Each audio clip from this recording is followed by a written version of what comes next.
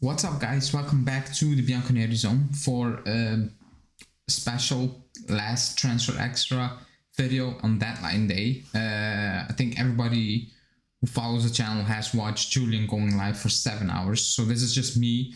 I will join. If people watch the stream, you know it will be maybe copy paste of what I'm gonna say now. I'll try to mix it up, but I'm gonna talk about the final day of the transfer window, which has done. You know, it's almost over now. I'm recording while it's still open to sell, but not to basically get players. But before we get into it, please like the video, subscribe to the channel, hit that bell notification, and yeah, let's get into it. Final day. I think nobody, expected any signings for us, and we didn't sign anyone. I think everybody was thinking about Arthur's still gonna leave, and Fagioli. What's gonna happen with Fagioli? Early this morning, or whatever, for me, boom, breaking news, Arthur is gonna leave. No breaking news. And then I saw Liverpool. I was like, what? I thought this is a fake Fabrizio Romano account again. I got baited. But no, it's Arthur to Liverpool on loan, completely out of the blue. Because the talk was, yeah, there's interest from England, but like no names mentioned, no teams mentioned, a little bit from France. It was Valencia at the beginning, Sporting Lisbon, and nobody knew anything. Out of the blue, Arthur to Liverpool on a loan. Dry loan, they're going to pay the wage, no option, nothing. What do I make about that? It's good that he's off the books because it's not going to work. And I know the news happened and a lot of people were just immediately jumping on it. Oh, he's good enough for Klopp, but he's not good enough for us. That's not how all transfer works. Like, it could be. We could make mistakes. Like Kulusevski, I said at the time, he deserves a shot. I think he's good. It happens. But how many times does a player struggle in one team, moves to a different team, and flourish? Like, it is what it is. He was not good at Barca as well. Like, let's be completely honest. He wasn't that great at Barcelona. We got him. It didn't work out. Pirlo called him out. Like, Allegri didn't really call him out. Pirlo did call him out a lot of times, and he basically said like he needs to play faster, all those things. Like, he went at it, basically saying he's not good enough, or like he doesn't listen, he doesn't do what I'm asking him to do, and it never worked out. Let's be completely honest, it never worked out. It's a problem. Because he's on a big money. Allegri doesn't want to play him. His agent made it very clear, saying Allegri prefers different type of midfielders, and you know, he needed to leave, and that was a question. He's out to Liverpool on loan, no option. Maybe that's a good thing, maybe that's a bad thing, we don't know. If he does well, his price goes up, there's no option, we set the price. If he doesn't do well, I mean, there's no option, he comes back, but you get his wages off the books at least for a year because he has big wages. So I think that's a positive thing. I know people will say, oh, it needs to be an obligation. I was at the same mindset at the beginning when the news happened because it was Liverpool, but for them it's also like a quick fix, panic buy / because they want Jude Bellingham next summer, so they're not gonna overspend on final day. And usually on final deadline day, these deals is what you're gonna get basically.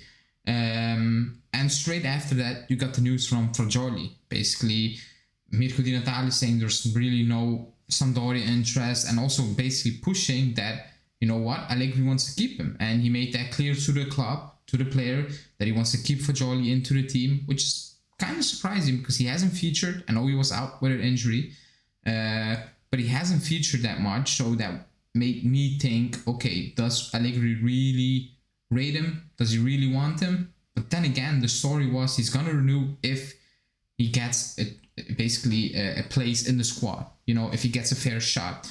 And then the news that he could leave was a bit weird. I was like, okay, what is it now? Did he renew? Were those news stories fake? Whatever. But he's gonna stay. Fagioli.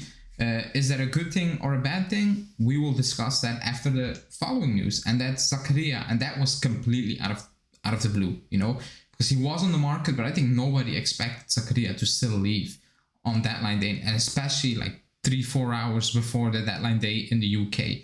Like, that came completely out of the blue. Zakaria to Chelsea on a loan, with an option, no obligation, just a dry option for around 28 to 30 million, said Romeo Cresti. Apparently, it's an option with no set goals. So let's say he plays 20 games, you need to buy him. It's just an option. They can activate yes or no at the end of the season.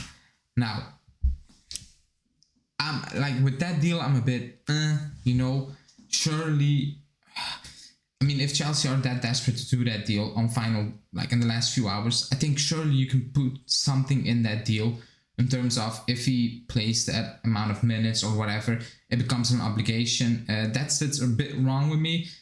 What also sits wrong with me is that like we got him in January and he's already gone.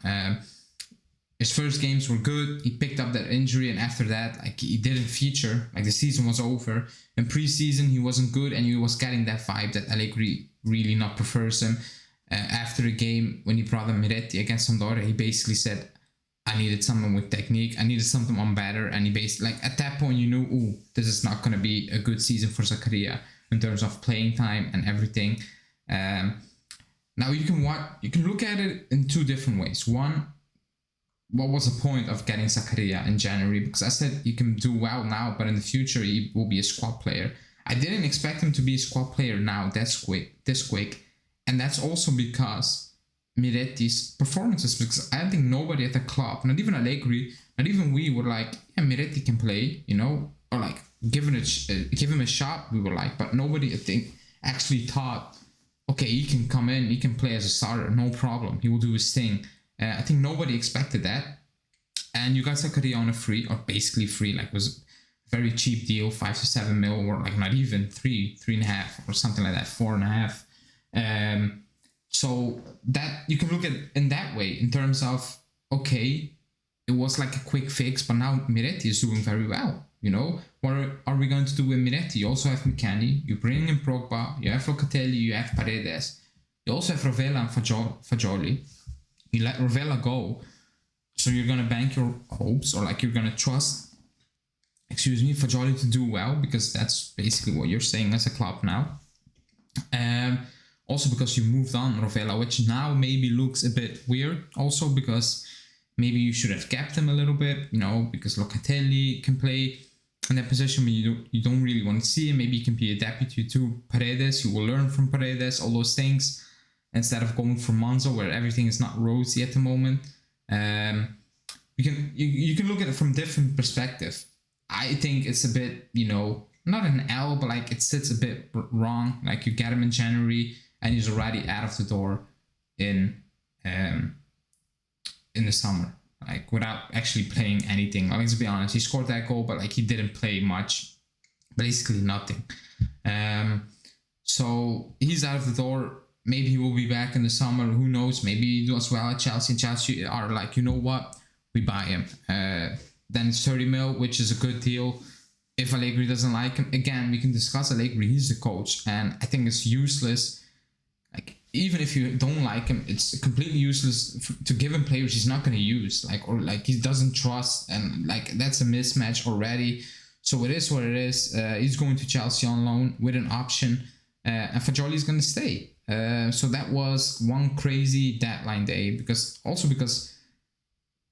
Zakaria was out of the blue, but also the teams they're going to, Liverpool, Chelsea, and they were linked with Sporting, Valencia, Leverkusen, Monaco, and then out of nowhere, top teams, with all due respect to the other teams, but like absolute top clubs. So that's a weird thing on deadline day, but that's deadline day for you. And yeah, that's basically the Mercato. We have our squad. We can discuss it now. We can watch it. It's done. I'm happy it's done. We just can talk football and just focus on, playing football now. No excuses, no distractions about, is he coming in? Is he going to join?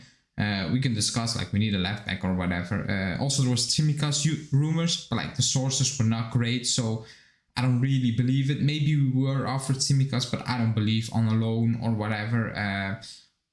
So I don't really want to discuss that, because I don't think that story was really solid at the moment, unless a good journalist comes out and confirms that. Other than that, the story sounds very strange, also from Liverpool's perspective, and from our perspective, to basically say no on a loan or whatever. But that's that. I'm gonna give a rating for Mercato, and everybody can do that in the comments. Let me know your ratings. I went back and forward. I'm going 7. And I'm going 7 because we cleared a lot of wages off the book. Like the wage bill has gone down well. Like and again, don't get me wrong. I don't want to sit here and say, oh, I don't want to be here like the accountant and like, oh, we have a low wage bill. Great.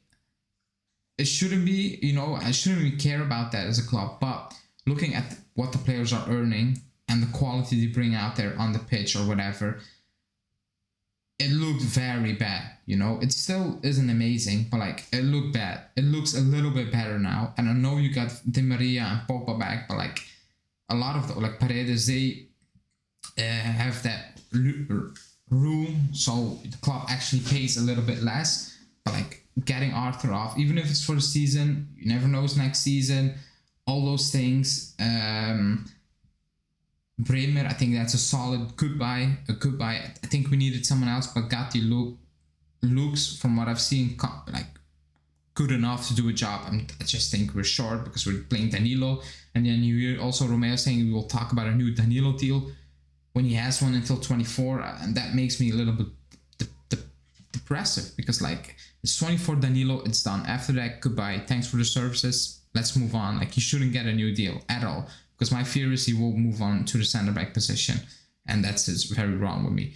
We didn't address the left back issue. We signed one, we loaned them out, we signed another left back. We sold another left back on loan. So they're all coming back next season. That's also something you keep in mind, because we had that on the one season with Paratici. They all came back. Like everything came back, and it was messy at that time. What else? We got Di Maria. I love Di Maria, so I'm happy with that, obviously. I think Milik is a good backup because I never doubted his goal scoring ability. I just thought we needed something else with Di Maria if he falls out, and Chiesa still not back. I don't want to see Cuadrado and Keane. We've seen that. I don't think that's good enough, but it is what it is. What else did we do?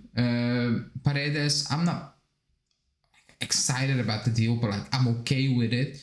I wanted something else, but if Miretti keeps developing and if Fagioli actually picks it up, like and shows some positive signs, I'm okay with it because you have those youngsters and they can come in, they can take over, and you have experience on the bench. I'm okay with that if that's the situation. So I'm giving it a 7. Maybe people say that's too high. I will understand that. Maybe people say that's too low. I will struggle a little bit to understand that, to be honest. But it is what it is. I think there's no excuses for Allegri. He got his players. It's up to him now to compete and actually perform.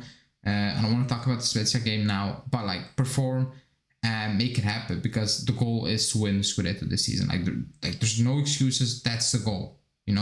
That it's the goal. But yeah, let me know in the comments what you think the score is for the Mercato. What you think about the Zakaria and Arthur deal. And we will see you back tomorrow, everyone. Thanks for joining. Thanks for watching. Like the video, subscribe to the channel, hit that bell notification, and see you later. Ciao.